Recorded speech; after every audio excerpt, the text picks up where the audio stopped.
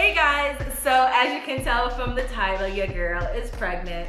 It may not be a shock to every one of you guys, but it may be a shock to majority of you guys, only because I announced it on my Instagram, and I don't have that many followers on Instagram, and then I put up a couple of videos. I put up a video showing this hairstyle. It has like 3,000 views. But I have 75,000 subscribers. And then I did a house hunting video, which hasn't hit 1,000 views, and I announced it there. So a lot of you guys are probably in the dark about it. So I decided to just make an official video and also explain to you the reason why your girl has been slacking lately. So in this video, basically what I'll do is I'll talk to you about my TTC journey. What TTC means is trying to conceive journey, because this pregnancy was planned. And then my pregnancy symptoms, because I'm at a mature age. I'm 35, but according to the medical field, I'm old. So pregnancy symptoms when you're having your first child in your 30s. And then I'll show you what my belly looks like. Two things. One, this video may be long, so I'm gonna try my best to try to get everything in. It's like a year's worth of stuff in one video. And two, I am not revealing the gender of my baby because my family doesn't know. I'm actually announcing it at my baby shower, and then I don't have a name. So if you guys want to have fun with me, towards the end of the video, I'll show you my belly bump. You guys will guess what the baby is, the gender, and then if you want to suggest some names, you could throw it down below, and I will probably put that in the box on what names to name this baby, because we all got a name. That's crazy. So let's just jump right into it. So my TTC journey. So in a nutshell, I stopped taking birth control in June. The reason why I stopped taking my birth control in June is because my libido was jacked up, and I'm like, maybe it's because like I'm hitting 40 because I'm 35. I'll be 36 next month. At that time I was 34. I'm like, maybe it's like a 30s thing. I don't know what it is. But I kind of felt like when I started taking birth control pills, I noticed that my libido was going down, and that's not really good, especially for a marriage. So I decided to just stop altogether. I'm married, so if I get pregnant, it is what it is. My husband and I have really good full-time jobs. It is what it is, but we decided to just stop. I told my husband about it. What I helped me try to get my libido back up was taking a lot of maca root. Black maca root is what I was taking just to help with my libido. Towards the end of the year last year, that's when my husband and I started really talking about starting a family, and I actually jump-started that by taking prenatal vitamins in October. So in October, I started taking prenatals for vain reasons, because I wanted my hair to be bomb, wanted my skin to be clear. So I started taking prenatal vitamins, but when we actually wanted to start having a baby is in November, December. So November, December, you know, you do what you do, have, you know, your marital intercourse and stuff like that. Nothing, nothing at all. So my period came early December. I usually get my period at the beginning of the month. So that was fail. So I was like, okay, so I think there's more to it. I'm a little naive when it comes to trying to conceive with a baby. So I did a lot of research. I'm a little naive about a woman's body. So it's a lot of things that I didn't know that you needed to do in order to have a baby. I thought you just need to have sex. That's it. But it's actually more to it. So the more I read into it, the more I found out there's different things that you can do, especially because I have a fibroid that is on top of my uterus that could kind of cause some kind of complications. But what I looked up is pre-seed. So I went and I purchased some pre-seed. If you guys don't know what pre-seed is, it's a lubricant that helps the sperm swim up faster to the egg. So we would use pre-seed, not all the time. Sometimes my husband wanted to just do it the natural way, and sometimes I kind of wanted to do it pre-seed. So we will alternate between the pre-seed and the natural way. But my period came in January. So I'm like, okay, so it's 2 months down, no baby, what is going on? So during my GYN visit, we had scheduled an annual for February to just get my whole physical all together, look at my ultrasounds that I've got, because I've had vaginal ultrasounds done just to track my fibroids, look at that and just discuss what we can do to help bring a human into this world. But also I was doing a little bit more research, and then that's when I found out about your ovulation window. Your girl didn't know about your ovulation window. Shame on me. I'm 35 years old, didn't know about no ovulation window. So I looked at my period app, because I used to track my period, because my period was very irregular. So I used that as an avenue to track my ovulation. Whenever I was in my ovulation window, of course, we'll have sex. Nothing. So February comes, and more people are announcing that they're pregnant, and I'm really getting frustrated, and I'm thinking like maybe this is not gonna happen for me. I was venting to a couple of my coworkers, and one of my coworkers suggested to take folate. So that's what I did. I started taking folate. I was also taking raspberry leaf tea, and then I was also taking this cassava fertility thing, because I wanted twins, and I was looking that up. I was eating yucca. I was trying all to get some twins, y'all. I don't got no twins, there's just one in here. But I was trying. I was like, it would be nice to just have 2 in one shot, without having to do in vitro and all of that. So I was taking all of that. My period came in February. Frustrated again, until my homegirl was like, listen, why don't you try something called Ovusense?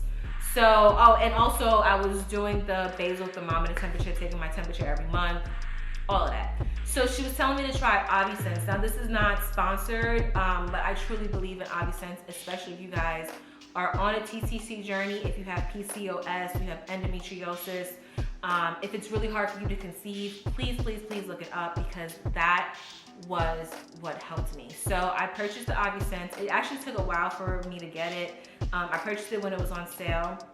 And what it is this little device that you insert into your vagina at night, and it tracks your ovulation and it tracks your body temperature.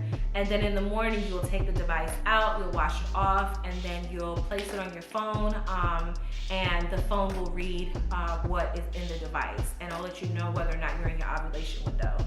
It's kind of scary to put it inside of you. It's not uncomfortable, but I was just scared, because I usually go to the bathroom at night, like when I'm sleeping, I have to get up and pee. So I was like afraid that I was gonna like pee and it's gonna drop in the toilet, and there goes like my $100 device. But it actually stays up there. It's really hard to pull out, but the tail of the device comes out. It's very sturdy. So anyway, I did that, and it peaked. It said during your ovulation window. So I texted my homegirl, and she was like, girl, you need to do it tonight. My other coworker was like, get it on and popping. So I was like, you know what? Tonight is the night.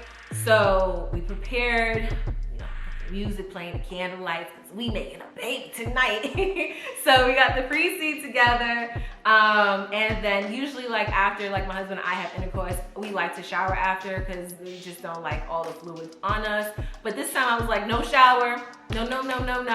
I'm gonna take 2 pillows, I'm gonna prop it underneath me, I'm gonna lay in my bed for 30 minutes, and I'm just gonna let this go all, like you are traveling up there. So after I did that, the app then tells you, like when you're out of your ovulation window, it tells you to stop using it and wait for your next cycle to end, and then start it again.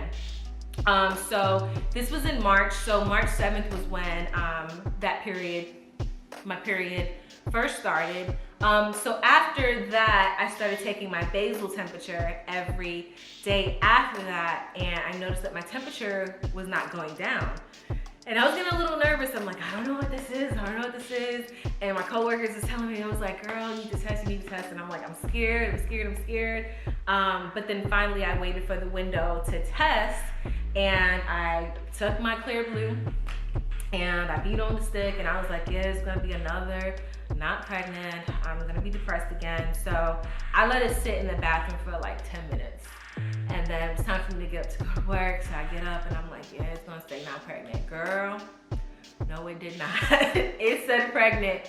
And I was just so shocked. Like I didn't even cry, I was just shocked. And I was like, I gotta tell my husband. So I decided, like with the iPhone, you know, you could do like the invisible text message.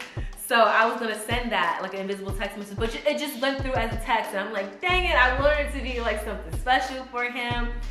But whatever, he got the message, and he was like elated. Like we were both like super excited that we actually did it. So he's so excited. He tells his coworkers. I changed my app to Conceive, and it starts telling you things about like the size of the baby. The baby's the size of a poppy seed. Because my last period was May 7th, so they're just trying to track the size of the baby, the gestational growth of the baby. The first person that I told was my sister, and the only reason why is because when my sister had my niece, she told me that she was pregnant, so I was like, let me just, you know, do the same thing with her. And then we was trying to plan on how to announce pregnancy. I always told myself that I always wanted to keep my life private, which I do. I barely show my husband on YouTube. I barely show my private life. I just give you guys hair tutorials.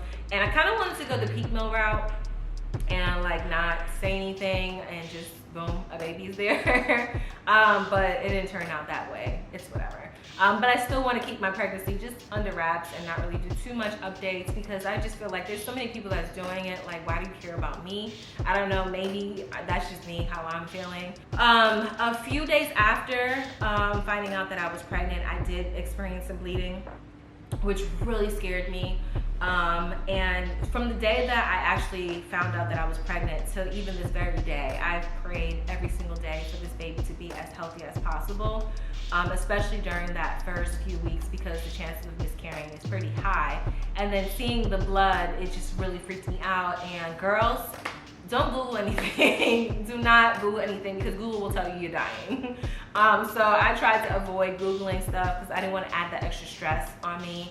I did mention it to my coworkers, and they're like, it's fine. So when I went to the bathroom, I saw the blood when I wiped, and then the next time I went to the bathroom, there was no blood. So I was like, all right, cool, fine. Morning sickness came, the regular morning sickness. For me, for morning sickness, it was just basically nausea. I really didn't vomit. The only time I vomited is when I brushed when I brushed my tongue. My gag reflexes was horrible. And let me just tell you, throwing up on an empty stomach is the worst feeling in the world. The worst. Because your stomach just wants to just release whatever is inside, and there's nothing there, and it was horrible. So I had to switch up also my prenatal vitamins, because that was not making me feel too good. So I switched it up to the Pink Stork, which I'm still using to this day, and I have like a monthly thing with them on Amazon. I love those prenatals. But what helped me get through my morning sickness was just eating. I ate so much. Them crackers, when they tell you, oh, eat a cracker in the morning. No, them saltines didn't work at all. I needed to eat food. I ate so much during my first trimester, and I think most of the weight that I gained was from my first trimester. But I ate so much. Like, when I tell you, I would go to Chipotle and order like double chicken with everything on top of it, and then on my way back from Chipotle, we'll stop at Taco Bell and eat some tacos in the car and some nachos, and then go home and eat Chipotle. Like, that's how bad like I was eating, and that was the only thing that helped, because whenever I was getting nauseous, eating food helped me feel better. So that was that. No one told me, no one ever mentioned what it feels like when your uterus is growing. Girl, it felt like someone was cutting me, like slowly cutting me with a knife. It was the worst intense pain ever. I was getting some back pains. I mentioned that when I went to my appointment to confirm my pregnancy, and she thought it was like a UTI, and she was suggesting that maybe I get like tested. But when they took my urine sample, I was fine. So I don't know what was causing it, but I would get like a pinch like back here, and I was like, what, 10 weeks? I don't remember how many weeks it was when I had to confirm my pregnancy with her, but I wasn't really showing like that, so it was just kind of weird. But that was that. So after feeling the ligament pain, that ligament pain is something. Then I started going into my second trimester. Now, my second trimester, I was experiencing the ligament pain as well, but I started getting a runny nose, and it just started happening all the time. And And when my husband and I purchased this house, we purchased this house June 28th, I noticed that the nasal congestion was getting worse. It was sort of like allergy symptoms, and I would blow my nose so much. So I did speak to my doctor about that on one of the visits, and she was just telling me, just take allergy medicine, like it's gonna help. All right, cool. I've been taking every allergy medicine you can think of, and it just did not help. Then I decided to go the natural route and get the neti pot and the saline spray. And when I finally did the neti pot, I, put the pot in your nose and you try to tilt it over to like rinse your nasal passages out. And the water just never came out the other side of my nose. So I'm just like, I don't know what's going on. This is really frustrated. And I'm gonna insert a video of me when I was literally close to breaking down. Like guys, it was like, I was so done with this pregnancy. That was my first time I've cried so much because I could not breathe. It was so bad. Like I called my mom. My mom was like, maybe you should go to the emergency room, because my mom always thinks like, you're dying. She's like, maybe you should go to the emergency room. It was bad, guys. Like I could not breathe at all. And I was thinking like, maybe I was using the Afrin too much, because you're not supposed to use it this much.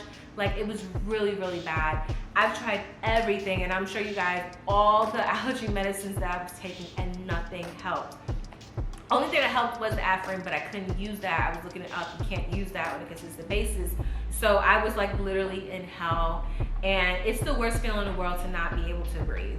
I remember going to visit my sister in Fort Lauderdale, eating some crab legs, and I couldn't even breathe. Like I couldn't do it. Like it was the worst. It's so frustrating, and I'm still dealing with it today. The only thing that has been helping me is my Allegra. I have a big sinus one, and then right now Tylenol PM. Not Tylenol PM, Tylenol rapid release is what I've been using, because now my fibroid is an issue. So my last doctor visit, I'm now in my third trimester, but before I hit my third trimester, I had my last doctor visit, and she said that I was measuring big. So she wants to check on my fibroid, because I did notice between my confirmation sonogram and then my gender confirmation sonogram that my fibroid has grown. My fibroid is like right here.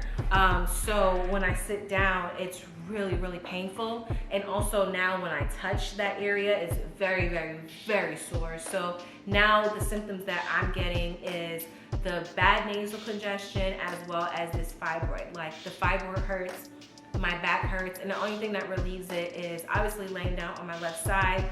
I had the pregnancy pillow. I feel like my pregnancy pillow doesn't work. I have the pregnancy wedge, which helps a little bit, but I have to sleep on my left side. I have to sleep on the couch.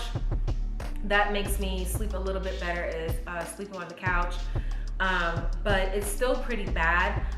One thing I didn't know also is discharge. Like I didn't know that you discharge like crazy. And at first in the beginning when I started to discharge, I was like, okay, cool. But then it started to smell. And I'm like, maybe because I'm pregnant, that's the reason why. Like it's because I'm like sensitive to smell. But it got to the point where I was just like, it's kind of chunky, and I don't think this is what it's supposed to look like. So my behind went right over to the G1N. Lo and behold, I had BV. I got that treated, but I was using these panty liners from Target. It was like some organic ones. I was using them before I got pregnant, and I really liked them. But once I got pregnant, I feel like the odor just really like immuned out. Like it was really bad. Like I had to shower like twice a day because I just didn't like the way the odor smelled. But then I switched to Stay Free, and I actually really like that. It actually controls the odor. It helps with the discharge, and I change regularly. Also, you experience when you sneeze, you pee on yourself. That's why I like to Stay Free, because it's a little bit thicker. Like I could try to make it to the bathroom, but then if I'm sneezing because of the stupid nasal congestion, pee. It's just like annoying. It's just totally annoying. So that's where I'm at so far. I don't know if I'm missing anything. Right now I'm experiencing back pain. When my husband and I moved to this house, that was like really bad because we don't have much family on this side, so we kind of did the move by ourselves. Actually, my husband did more of the move than I did. But my foot swelled like pretty bad. All right, so my settings might be a little bit different because my Canon just told me that my camera's too hot, so I'm just gonna wrap it up. So now I'm in my 3rd trimester, 3 months to go. Like I told you, the fibroid hurts so bad. When did I first feel the baby kick? That's another thing. So when I tell you about flutters, girl, I don't feel like no dang flutters. You know what it feels like? It feels like when you're hungry and your stomach is rumbling. That's exactly what it feels like. It doesn't feel like little butterflies inside of you when the baby first moves. That's what it feels like. I first felt the baby kick at 5 months. As soon as I hit 5 months, the next day, I was laying in bed talking to my husband, and I just felt fat. And I was just like, what was that? So that was the first sign I felt the baby move. Was at 5 months, and I was a little worried because everyone was like, you didn't feel the baby kick yet? You didn't feel it? It feels like flutters. No, it don't feel like no flutters. It feels like you got gas. That's what it feels like. It feels like, you know, you ate something really bad. Boom, that's it. So you know when you eat something really bad and your stomach is telling you something's going on in there and you need to run to the bathroom? That's what the baby feels like when it's moving. It don't feel like no little butterflies and little tinglies. It don't feel like that. So that was for me. I don't know if it's gonna be like that for you, but that's what it feels like. And then when your uterus is stretching, it feels like Freddy Krueger is slicing you in your stomach. That's it. But now that the baby's bigger, the baby has a way of moving around a lot. The baby has a cycle. I don't want to release the gender, but the baby has its own cycle. So like at 7 o'clock, the baby wakes me up. Right now the baby moves. When my husband gets home, the baby moves a lot. When the baby hears my husband's voice. My husband can see the movements sometimes, but not too much. I try to record the movements, and the baby gets really bougie and doesn't want me to record, so I don't really have too many movements of it. As far as stretch marks is concerned, my stomach is free from stretch marks, but I totally forgot that when I gain weight on my bottom half. So my butt gets really big and my thighs get big. So the stretch marks is now like all right here on the side and on my butt. My breasts get darker. My stomach is starting to get a little dark. I have the dark line. I think I got that dark line when I was probably about like 2-3 months. I started getting the dark line. I can't see my cootie cat. It's hard to shave my legs. My foot has gotten a little swollen, but I try not to wear too much sandals. I work from home, which is a blessing. Let me tell you guys, I got this position working from home. If you guys don't know, I always say I work for an insurance company. I'm just gonna tell you, I work for Progressive. So I actually applied for a position in November, and then I got accepted in December. And I started working from home in March. So right after I started working from home, that's when I found out I was pregnant. So it helped me so much during my first trimester. I slept a lot. But now I work for the catastrophe team. So for like you guys that live in Colorado, Texas, Louisiana, when you guys deal with the flood and the hail, it's now catastrophe season or cat season. So I work 8 to 7. So it's really hard, 5 days a week. So I'm doing 50 hours a week, guys. So that's why it's really hard for me to upload a video, because I'm so tired with being pregnant and then also tired from working 50 hours. And this is like my first time working 50 hours, and I've been working 50 hours since the end of March. And it's not gonna end until I believe December is when season is over. Like these Dorian that just hit, working those claims. So it's a lot. There's supposed to be another tropical storm hitting. So it's really stressful, but I love the fact that my job, you know, I can work from home. My supervisor is very understanding. I work from the couch or I work from the bedroom. So I get to rest a little bit. So that's the reason why I actually haven't been uploading, is because I'm just really tired. Girl, I've had these braids in. I put that video up a week after my anniversary. So like July 12th is when I put these braids in. It is now September 13th. So I've had these braids in for 3 months. I've just been redoing the front over. But these braids need to come out, but I haven't been doing anything. Like, that's how lazy I am. I just don't feel like putting makeup on. I don't feel like doing anything, and these braids are just convenient. I can just throw it in a ponytail and go. So I'll put a video up for you guys. I've been slacking, I know. But let me not talk too much. Let me just show you the belly, because that's what you guys want to see. You wanna see my belly. So let me just go down a little bit, and then I'm gonna zoom out. There we go. Let me go a little bit lower. Yeah, let's do that. So here I am. I will be 28 weeks tomorrow. Again, today's the 13th, so tomorrow's the 14th. I don't know when this video is going up, but this is the belly here. For those who like to look at the size and say, oh, she's carrying low, she's carrying high, so she's blah, blah, blah. So I'm showing you all angles, and look at the booty, guys. Look at the booty. I'm telling you, like, I'm a thickum. And then stretch marks. So here's the stretch marks right here that I'm talking about. And then the big booty right there. I can't show y'all too much.